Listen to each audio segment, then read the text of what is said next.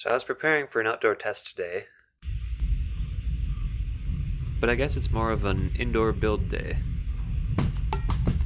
For this experiment, I'm going to be treating this slingshot as a spring. Now, part of the beauty of modeling is you can simplify things. I know when I pull this back that there's technically a triangle here, but we're going to just not worry about that. Alright, so I've taken the liberty of etching inch marks on this board here. So we're going to figure out first the spring constant of this slingshot, so we know how much force, because force equals mass times acceleration, is being exerted on a given projectile. So right here we're at 0. Now I'm going to stretch this all the way down. Alright, so let's say I'm at 5 inches, so 7 pounds 4 ounces at 5 inches. Let's take one at 10. So that's 11 pounds 13 ounces. Okay, now we go again. Stretch this. That's probably as much as I want to stretch it, so that's 15.5 inches. Puts us at 15.10, or 15 pounds 10 ounces. So now that I've established that I'll be stretching this back a known distance, I have to make sure that it stretches back a known distance. And within the constraints of our precision, I think that this method would be alright. As you can see, I have been no more precise than half an inch, and that should be any sort of difference in distance here. Yeah, obviously it's the hypotenuse of the triangle, I know that. So we're going to go stretch it here down to 15.5 inches. And oops.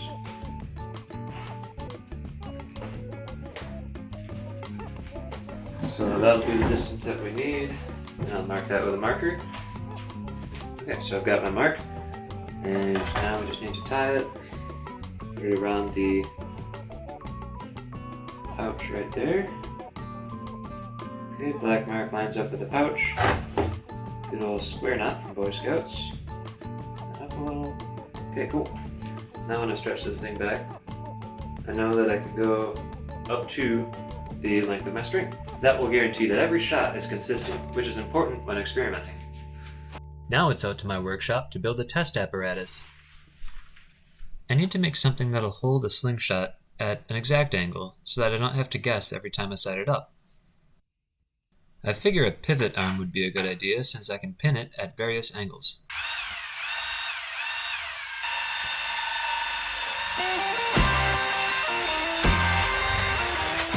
I don't have an extravagant tool shop, so I'm going to use what I have.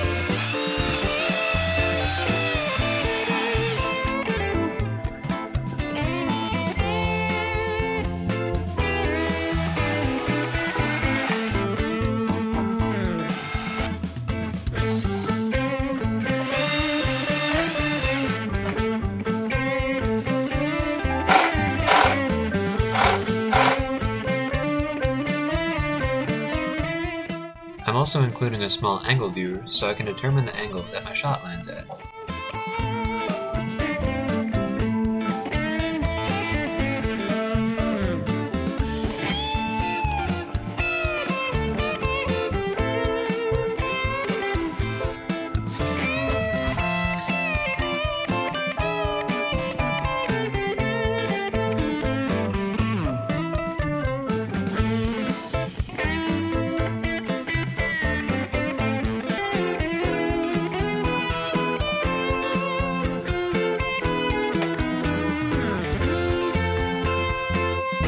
Time to let her rip.